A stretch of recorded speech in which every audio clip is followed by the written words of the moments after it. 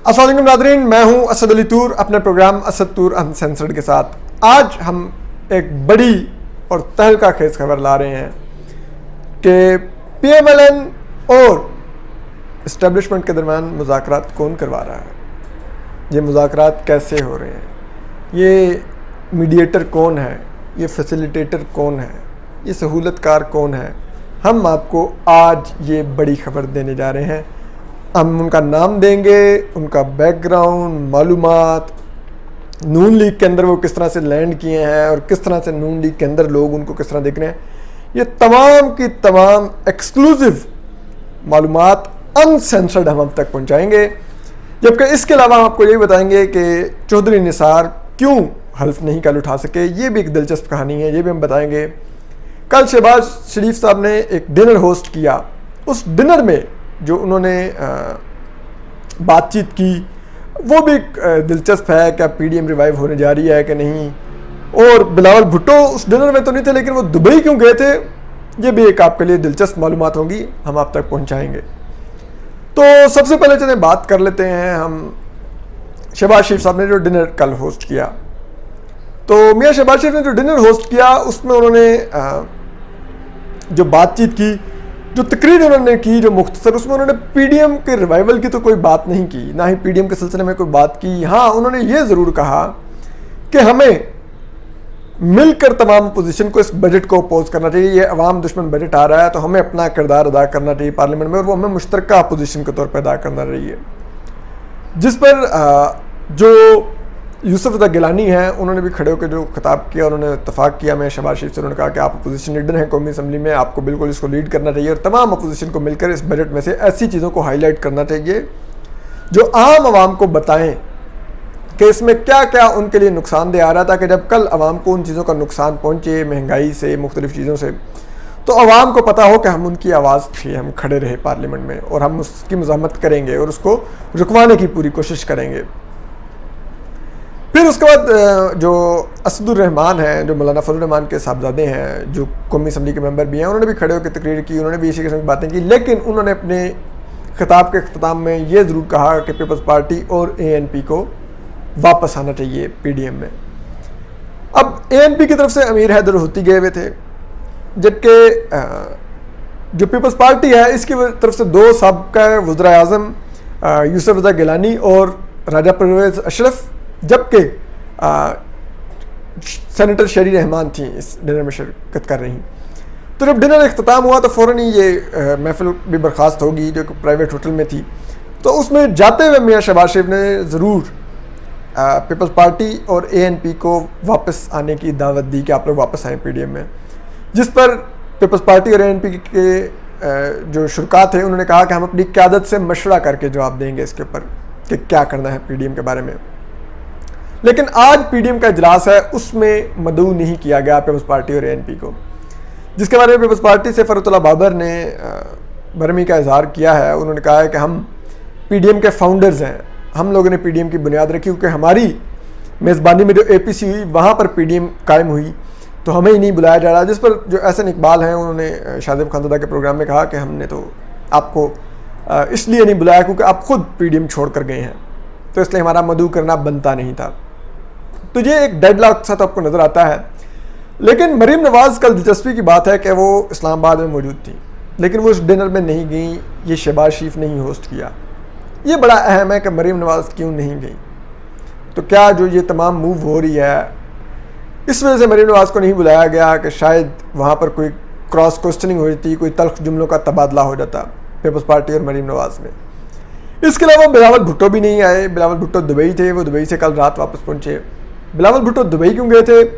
Bilawal Bhutto Dubai Pfizer vaccine लगवाने गए थे, क्योंकि पाकिस्तान में जो चाइना की वैक्सीन लग रही है उसको यूरोपियन और दीगर मगरबी ममालिक एक्सेप्ट नहीं कर रहे ट्रैवल बैन के लिए। वो कहते हैं कि जो चाइनीज़ वैक्सीन लगवा के आएंगे उनको हमारे मुल्क आमद पर 14 से 15 दिन का क्वारंटीन करना होगा।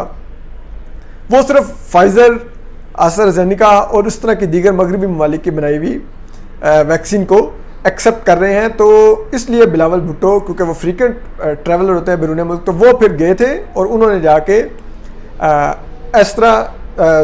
फाइज़र वैक्सीन लगवाई दुबई से, और अब वो वापस आ गए हैं फाइजर वैक्सीन लगवा के।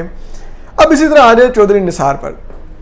चौधरी निसार की भी कहानी बड़ी दिलचस्प है। चौधरी निसार कल अचानक मतलब उन्होंने 1-2 दिन से बता तो वो रहे थे, वो हल्फ लेने के लिए जब पंजाब असेंबली पहुंचे तो उनको जो सेक्रेटरीट था उन्होंने कहा, चेयरमैन ने कहा कि आप इसलिए हल्फ नहीं ले सकते क्योंकि स्पीकर डिप्टी स्पीकर मौजूद नहीं है। ये चौधरी निसार का कहना है। जबकि अंदर की कहानी जो सी है वो ये है कि उनको बताया गया कि रावलपिंडी रजिस्ट्री जो लाहौर हाई कोर्ट की उसमें एक, और लाहौर हाई कोर्ट में लाहौर में 2 दरखास्तें आपके हल्फ लेने के खिलाफ दायर हो चुकी हैं कि आपको डी सीट किया जाए।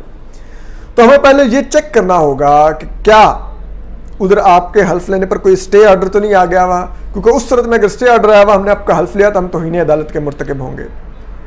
चौधरी निसार ने हालांकि पेश की एग्जाम्पल के एक पंजाब असम्बली के एक रुकन ने बजट सेशन के दौरान ओथ लिया था जबकि स्पीकर डिप्टी स्पीकर मौजूद नहीं थे, तो उस पर उन्होंने बताया गया कि बेशक आप ये मिसाल दे रहे हैं लेकिन हमें पहले वो मालूम करना दें। चौधरी ज़हीरुद्दीन भी आए वहाँ पर, जो काफ लीग के एक सीनियर रहनुमा हैं, उन्होंने भी आकर चौधरी निसार से मुलाकात की और चौधरी निसार से 2 से 3 दिन का वक्त मांगा। और चौधरी निसार को ज़राए ये कहते हैं कि खामोशी से सेक्रेटरीट में बता दिया गया कि आपका ओथ रुकवाने का हुक्म वज़ीर-ए-आज़म इमरान खान ने दिया है, और उन्होंने ही ये दरखास्तें दायर करवाई हैं हाई कोर्ट में आपका ओथ रुकवाने के लिए। और वज़ीर इमरान खान ने चौधरी परवेज़ इलाही को खुद रब्ता करके ज़राए कहते हैं कहा कि हमारे पास इंटेलिजेंस रिपोर्ट्स हैं कि जो ग्रेटर प्लान है कोई पंजाब में तब्दीली के लिए, चौधरी निसार उसमें एक अहम मोहरा है। और ये इन्होंने ओथ लेने का फैसला करने से पहले मियाँ शहबाज शरीफ से एक तफसीली मुलाकात की है, जबकि उन्होंने ये भी बताया कि ये ओथ उस ग्रेटर प्लान के तहत ले रहे हैं तो हमने इनका ओथ हर हाल में रोकना है, और कम अज़ कम ये जो बजट आ रहा है इस बजट से पहले तो रोकना ही रोकना है। तो उसके लिए हमने पिटिशंस दायर करवा दी हैं हाई कोर्ट्स में, तो आप मीनवाइल इस ओथ को उन पिटिशंस के नाम पर डिले कर दें और फिर हम देखते हैं कि हम क्या कर सकते हैं। तो यूँ चौधरी निसार का ये हल्फ रुक गया, क्योंकि चौधरी निसार के बारे में पीटीआई में ये कहा जाता है कि ये और मियाँ शहबाज शरीफ ये फैसिलिटेटर हैं, ये मुक़्तदर हलकों से हमेशा डील करवाते हैं पीएमएलएन की। तो अब भी कुछ हो रहा है। अब हम आते हैं जो असल खबर है कि डील की बात हुई है, तो वो डील कौन करवा रहा है पीएमएलएन की इस वक्त, ये है असल बड़ी खबर। हमने कुछ दिन पहले दिया था इस इतवार को कि मरीम नवाज़ सैटरडे को कि मरीम नवाज़ अगली प्राइम मिनिस्टर होंगी, तो उसके ऊपर बड़ा लोगों ने उछल कूद की। खासतौर पर वो जो पेड यूट्यूबर्स हैं, हमें मालूम है जिनको पैसे मिलते हैं, कुछ को वो डिजिटल विंग से मिलते हैं, कुछ को अपारा से 50,000 रुपये मंथली दिलवाई जाती है, कुछ जो हैं वो सिगरेट कंपनियों के लिए भी काम करते हैं, उनके लिए 2-2 मिनट की वीडियो रिकॉर्ड करके ट्वीट करते हैं और 1-1 लाख रुपया उनसे लेते हैं। ये भी हमको बता रहे हैं, आप देख लीजिएगा जाके कौन कौन से यूट्यूबर ने वीडियो ट्वीट किए हुए, आपको पता चल जाएगा 1-1 लाख रुपया लिया है। तो जो ऐसे हराम खाने वाले, जो पैसा खाने वाले लोग हैं, वो अब हमसे अगर ये सवाल करें तो हम उनका क्या जवाब दें।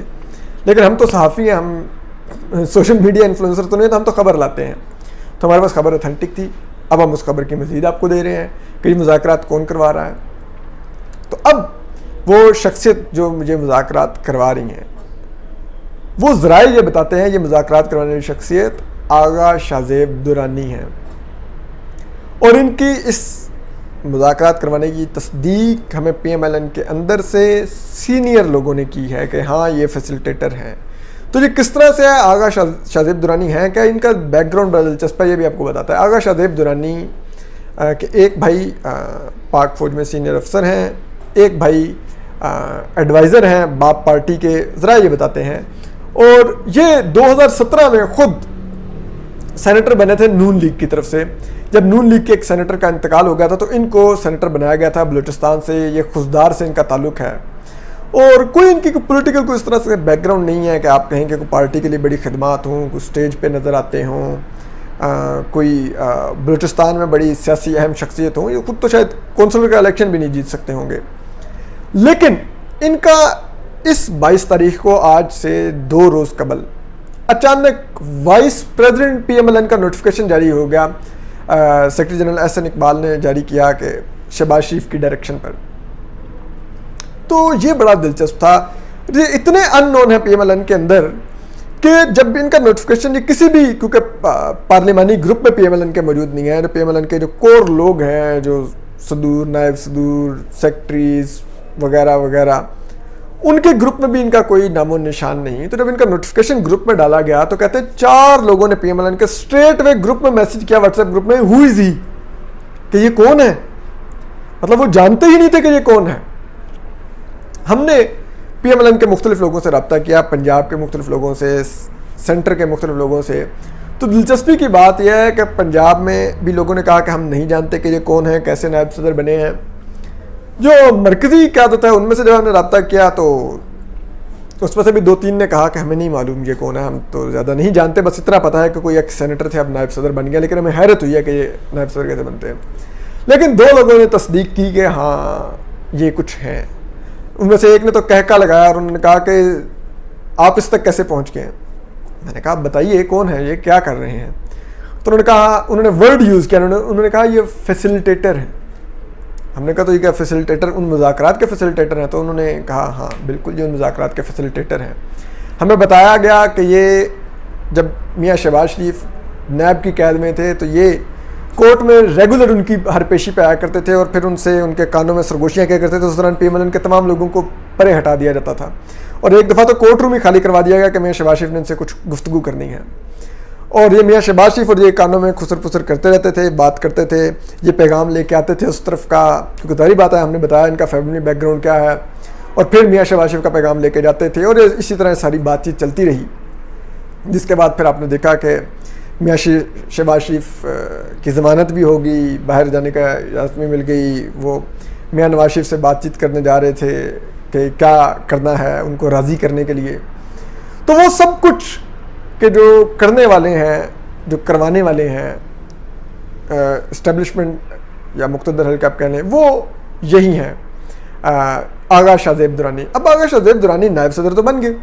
पीएमएलएन में लोगों को सरप्राइज़ भी हुआ, ये कौन है, क्या खिदमात है इनकी।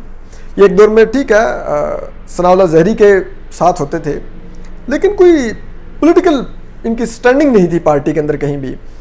हमने जब ये सब कुछ सुना तो हमने फिर इनको सर्च किया ट्विटर पे। तो ट्विटर पे हम गए तो ये तकरीबन 66 लोगों को फॉलो करते हैं। दिलचस्पी की बात यह है कि ये मियाँ नवाज शरीफ को ट्विटर पे फॉलो ही नहीं करते। जो पार्टी का कायद है आप उसको ट्विटर पे फॉलो ही नहीं करते, तो फिर आप कैसे उनके पीएमएलएन के लॉयलिस्ट हैं। और फिर दूसरी मज़ा खेज़ बात आप देखिए, मरीम नवाज आपने देखा होगा 11,000 से ज़्यादा लोगों को ट्विटर पे फॉलो करती हैं, जिसमें पीएमएलएन के आम कारकुनों को भी फॉलो करती हैं, सहाफ़ियों को फॉलो करती हैं। लेकिन दिलचस्पी की बात यह है कि आगा शाहज़ेब दुरानी को मरीम नवाज ट्विटर पे फॉलो ही नहीं करती। मतलब मरीम नवाज भी नहीं जानती कि ये पीएमएलएन के अंदर कोई शख्सियत है हमारी, मैं इनको ट्विटर पे फॉलो कर लूँ। और फिर आप देखिए कि आगा शाहज़ेब दुरानी ने आज तक मियाँ नवाज शरीफ का कोई ट्वीट, इन्होंने 131 ट्वीट्स कुत्ते किए हुए हैं जिसमें कुछ रीट्वीट्स हैं, जबकि 431 इन्होंने ट्वीट्स लाइक किए हुए हैं। 2012 से ये ट्विटर पर मौजूद हैं। इन्होंने मियाँ नवाज शरीफ का आज तक ना कोई ट्वीट लाइक किया है ना रीट्वीट किया है। मरीम नवाज का इन्होंने 431 में से सिर्फ एक ट्वीट लाइक किया हुआ है, और वो भी उन्होंने जो कहा था कि जहांगीर तरीन पे इनसाइडर ट्रेडिंग का जो उन्होंने इल्ज़ाम लगाया था। इसके अलावा उन्होंने आज तक मरीम नवाज का भी ना कोई ट्वीट लाइक किया, ना रीट्वीट किया, ना कुछ।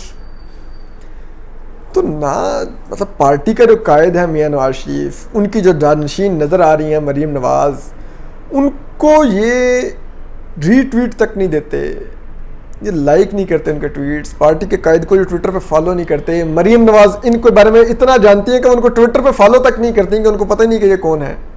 वो पार्टी के सीधे उठ के नायब सदर कैसे बन गए। हाँ, ये अताउल्लाह तारड़ को और दीगर चंद लोगों को रीट्वीट्स देते रहते हैं। अताउल्लाह तारड़ की खैर बाज़ हल्के, मुक़्तदर हल्के बहुत उनकी खिदमात का एतराफ़ करते हैं, तो मुक़्तदर हल्कों में बड़े मकबूल हैं। तो चीज़ यह है कि आगा शाहज़ेब दुरानी सरप्राइज़ थे पार्टी के लोगों के लिए भी कि ये कैसे आके सीधे नायब सदर बन गए हैं, क्या खिदमात हैं। तो वो खिदमात हमने आपको इनकी बता दी कि ये क्या कर रहे हैं, कैसे नायब सदर बने हैं। और हमने ये भी जानने की कोशिश की कि क्या मियाँ नवाज शरीफ और मरीम नवाज एग्री थी इनको नायब सदर बनाने पे। तो हम बताया गया कि देखें, ये शहबाज शरीफ से बाइख्तियार सदर हैं पार्टी के, तो उनकी मर्ज़ी अगर उन्होंने नायब सदर लगा भी दिया। लेकिन यही असल सवाल है, अगर तो मियाँ नवाज शरीफ और मरीम नवाज़ की मर्ज़ी से नायब सदर लगे हैं तो फिर तो इसका मतलब है कि ये पूरी फैमिली ऑन बोर्ड है, ये जो भी इस वक्त मुज़ाकरात चल रहे हैं। और अगर नहीं तो फिर ये वही शहबाज शरीफ साहब जो अपनी रवायती सियासत करते हैं, वो मुज़ाकरात कर रहे हैं और वो रास्ता बनाने की कोशिश कर रहे हैं। जो हमने आपको पहले बताया था कि उनका ये कहना है कि हमारी पार्टी तमाम बाई इलेक्शंस जीती है, हम मकबूल हैं लेकिन काबिल कबूल नहीं हैं मुख्तदर हलकों में, तो हमें उसके लिए काबिल कबूल बनाना है। तो वो काबिल कबूल बनाने का काम आगाज़ शाहज़ेब दुरानी से लिया जा रहा है। तो हम आपको इस पर अपडेट करते रहेंगे। अपना ख्याल रखिए, सलामत रहिए, अल्लाह हाफ़िज़।